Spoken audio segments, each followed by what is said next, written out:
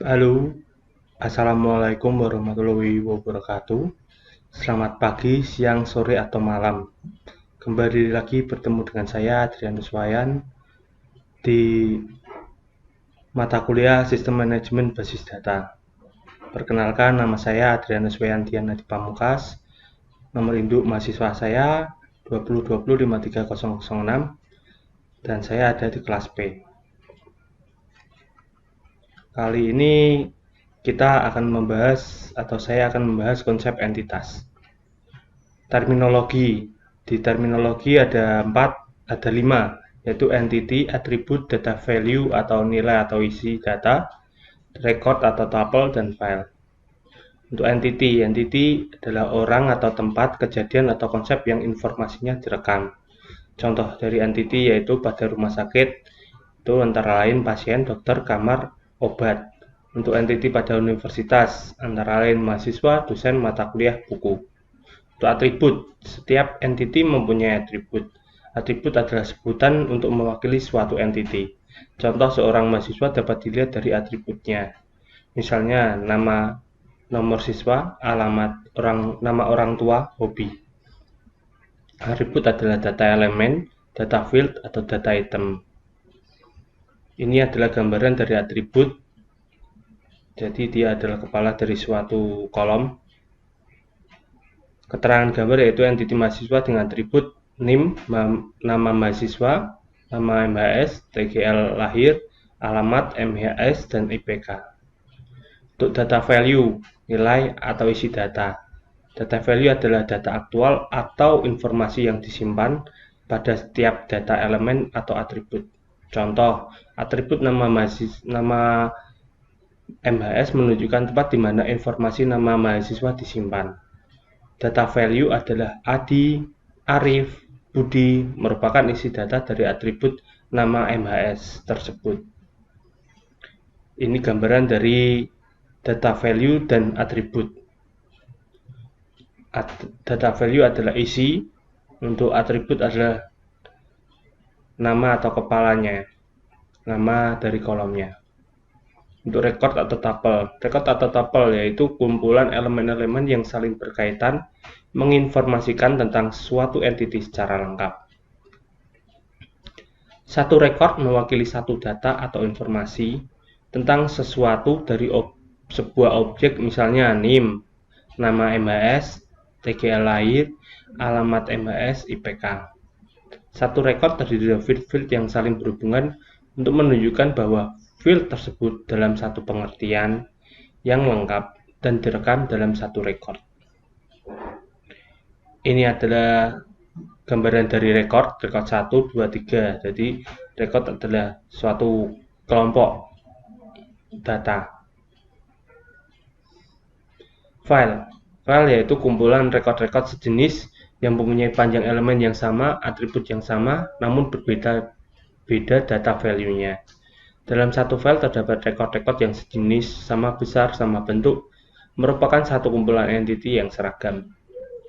Database Management System atau DBMS. Database merupakan kumpulan file-file yang mempunyai kaitan antara satu file dengan file yang lain, sehingga membentuk satu bangunan data untuk menginformasikan satu perusahaan, instansi dalam batasan tertentu. Set program pengelola, yaitu satu paket program yang dibuat agar memudahkan dan mengefisienkan pemasukan atau perekaman informasi dan pengambilan atau pembacaan informasi ke dalam database. Database Management System atau DBMS yaitu suatu koleksi atau kumpulan data yang saling berelasi dan satu set program untuk mengakses database, yaitu membaca data, mengisi data, menghapus data, melaporkan data. Ini adalah contohnya dari tadi gambaran itu.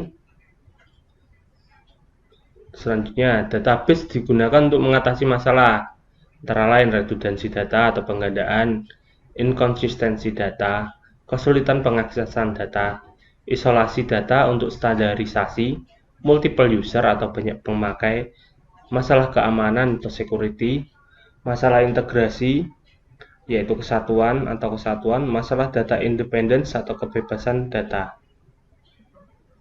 redundansi data atau penggandaan, yaitu jika file-file dan program aplikasi diciptakan oleh programmer yang berbeda pada waktu yang berselang cukup panjang, maka ada beberapa bagian data mengalami penggandaan pada file-file yang berbeda.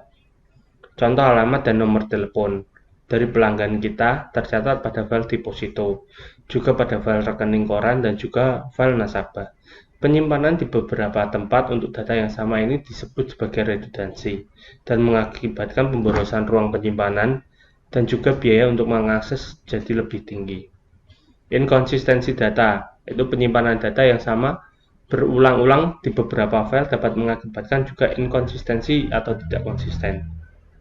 Contoh, bila suatu ketika pelanggan tersebut pindah alamat dan nomor telepon, maka seharusnya ketiga file yang memuat data tersebut harus diubah atau diupdate. Bila salah satu saja dari file yang mengandung data tersebut terlewat diupdate, maka terjadilah tidak konsisten tadi.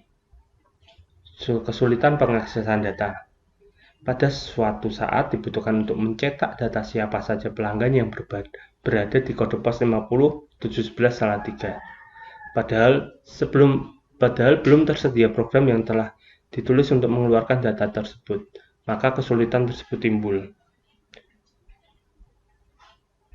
Dan penyelesaian untuk itu adalah ke arah DBMS yang mampu mengambil data secara langsung dengan bahasa yang familiar dan mudah digunakan atau user-friendly. Multiple user atau banyak pemakai. Salah satu alasan mengapa database dibangun karena nantinya data tersebut digunakan oleh banyak orang dalam waktu yang berbeda, diakses oleh program yang sama tapi berbeda orang dan waktu. Dalam rangka mempercepat semua daya guna sistem dan mendapat responsi waktu yang cepat, beberapa sistem mengizinkan banyak pemakai untuk mengupdate data secara simultan. Masalah keamanan atau security. Tidak setiap pemakai sistem database diperbolehkan untuk mengakses semua data. Misalkan data mengenai gaji pegawai hanya boleh dibuka oleh bagian keuangan dan personalia. Tidak diperkenankan bagian gudang membaca dan mengubahnya. Keamanan ini dapat diatur lewat program aplikasi yang dibuat oleh pemrogram dengan menggunakan password atau user level untuk setiap pengaksesan data. Masalah integrasi atau kesatuan. Database berisi file-file yang saling berkaitan. Masalah utama adalah bagaimana kaitan antara file tersebut terjadi.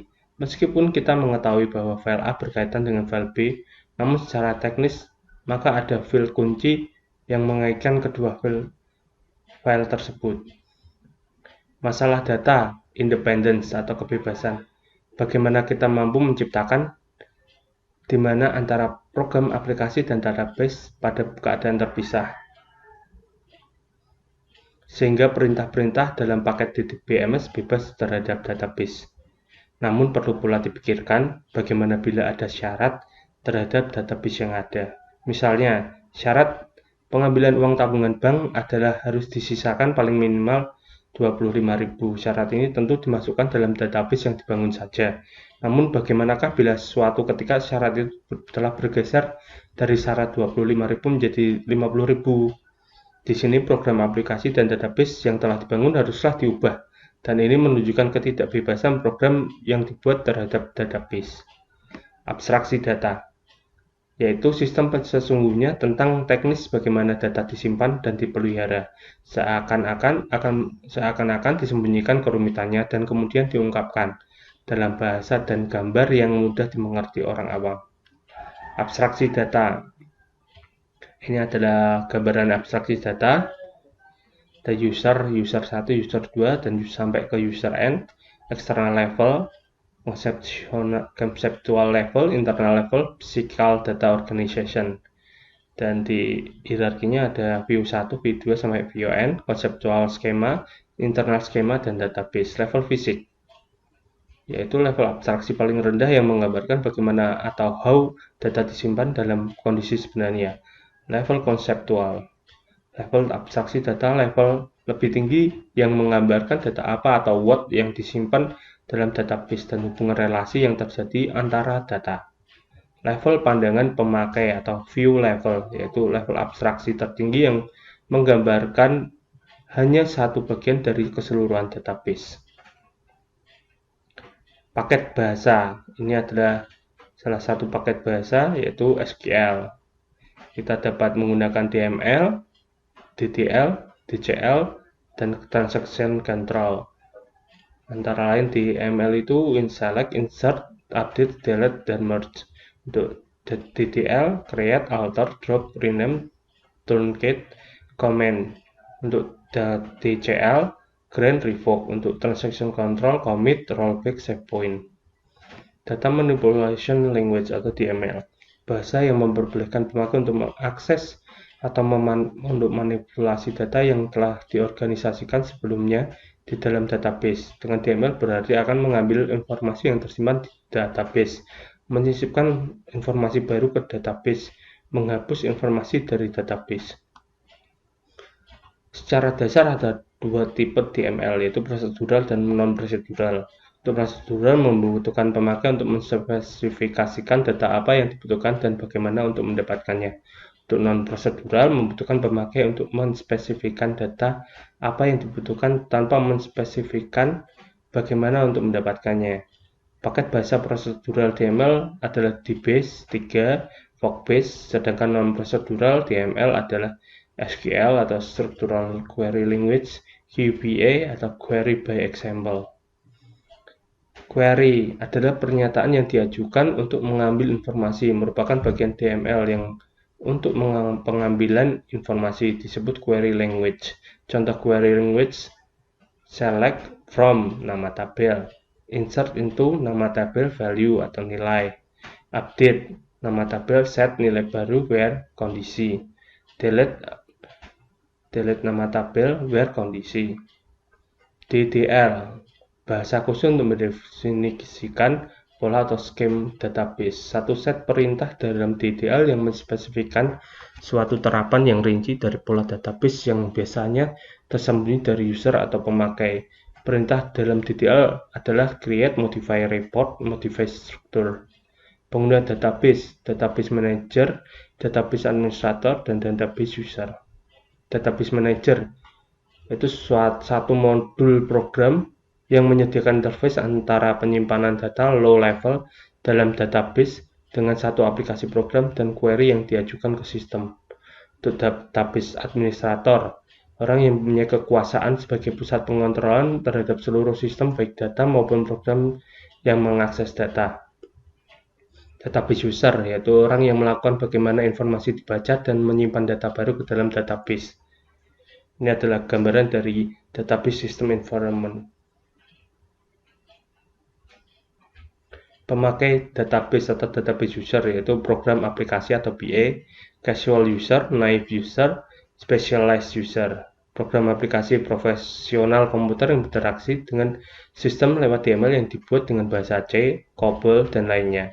Program-program yang dibuat disebut sebagai program aplikasi, misalnya untuk perbankan, administrasi, akuntansi, dan lain-lain. Sintaks DML berbeda dengan sintaks bahasa komputer umumnya.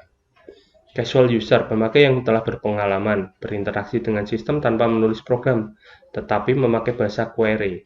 Setiap query akan mengajukan ke query processor yang mengambil dari perintah DML.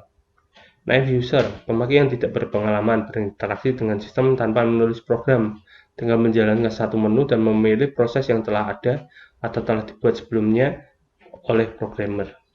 Specialized user, yaitu pemakai khusus yang menuliskan aplikasi database tidak dalam kerangka data processing yang tradisional. Aplikasi tersebut diantaranya adalah Computer Aided Design System, Knowledge Base, Expert System, sistem yang menyimpan data dalam bentuk data yang kompleks, misalnya data grafik, data audio.